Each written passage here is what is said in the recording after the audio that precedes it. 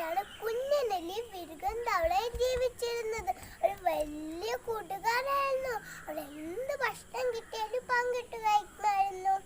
ഒരു ദിവസം കുഞ്ഞനെല്ലി അവന്റെ കൂട്ടുകാരന്റെ മരത്തേക്ക് കൂട്ടിക്കൊണ്ടുപോയി.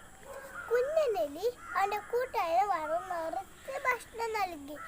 കുഞ്ഞനെല്ലിയുടെ ഭക്ഷണശയം കണ്ടു വിരുകനോട് കണ്ണു തള്ളിപ്പോയി. ഇതെല്ലാം തനിക്ക് മാത്രം കിട്ടിയിരുന്നെങ്കിൽ അവൻ ആശിച്ചു പോയി. ഇതെന്താ ഒരു വഴി? ഇതെങ്ങനെ തട്ടിയെടുക്കാം?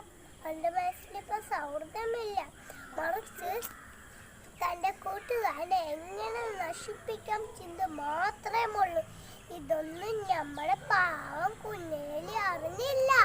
കുഞ്ഞനെല്ലി അവന്റെ കൂട്ടുകാരനെ സന്തോഷത്തോടെ യാത്രയാക്കി. അന്ന് രാത്രി ആ ചതിയൻ തവള ഉറങ്ങിയതേ ഇല്ല. അവന്റെ മനസ്സിലിപ്പോ തന്റെ കൂട്ടുകാരെ എങ്ങനെ നശിപ്പിക്കാം ചിന്ത മാത്രമേ ഉള്ളൂ. അങ്ങനെ അവനെ ഉപായം കണ്ടെത്തി. പിറ്റേ ദിവസം രാവിലെ കുഞ്ഞനെല്ലിയുടെ അടുത്ത് വിരുദ്ധ തവള എത്തി. അവർ തമ്മിൽ സംസാരിച്ചിരിക്കെ വിരുദ്ധൻ തവള അവൻ ഇന്ന് നീ എന്റെ വീട്ടിൽ വേണം. അപ്പൊ കുഞ്ഞനെല്ലി പറഞ്ഞു, അയ്യോ ഇന്ന് വരാൻ പറ്റത്തില്ലേ, മറ്റേ ദിവസം വരാ.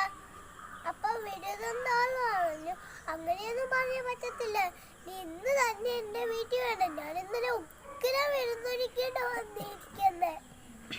അപ്പൊ കുഞ്ഞനെല്ലി പറഞ്ഞു, നിനക്കറിയില്ല എനിക്ക് വെള്ളത്തിൽ കൂടെ നീന്താനാവില്ല എന്ന്. എനിക്ക് ശരിക്കും പേടിയാ.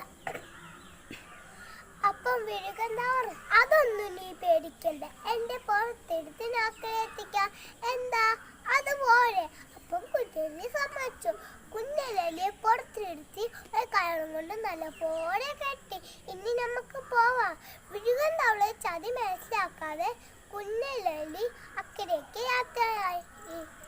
തടാകത്തിന്റെ നടുക്കെത്തിയപ്പോ വെള്ളത്തിന്റെ അടിയിലെ കൊച്ചൊരു ചാട്ടം. ശ്വാസം കിട്ടാതെ നമ്മളെ പാവം കുഞ്ഞനെല്ലി നിലവിളിച്ചിട്ട് ആ ചതിയും തവള ഒരു കടലിലും കാണിച്ചില്ല. അവസാനം ശ്വാസം കിട്ടാതെ മരിച്ചെന്ന് അറിഞ്ഞപ്പോ മുകളിലേക്ക് ഭംഗി വന്നു. കെട്ടയക്കാൻ നോക്കി, അത് പറ്റുന്നില്ല. അതെല്ലാം അടുത്തുള്ള മരക്കൊമ്പിരുന്ന് പരന്തമാമൻ കാണുന്നുണ്ടായിരുന്നു. അവൻ പറന്ന് വന്നു വിരുകൻ തവളയെ റാഞ്ചി എടുത്ത് മുകളിലേക്ക് പറന്ന് പോയി. കൂട്ടുകാരെ, കഥ കേട്ടില്ലേ? ഇന്നത്തെ 2 ഗുണപാഠങ്ങളുണ്ട്. ഒന്ന്, താൻ കുറിച്ച കുട്ടി താൻ തന്നെ വീഡിയോ ഒന്ന് കേട്ടിട്ടില്ലേ? അതാണ് പറയുന്നത്, മറ്റുള്ളവരെ വഞ്ചിക്കരുത്. രണ്ടാമത്തത്, നമുക്ക് ധാരാളം കൂട്ടാനുണ്ട്. അതിനകത്ത് ചതിയന്മാരെ മനസ്സിലാക്കാൻ വായിക്കുക, നമ്മളും നശിക്കപ്പെടും. നന്ദി, നമസ്കാരം.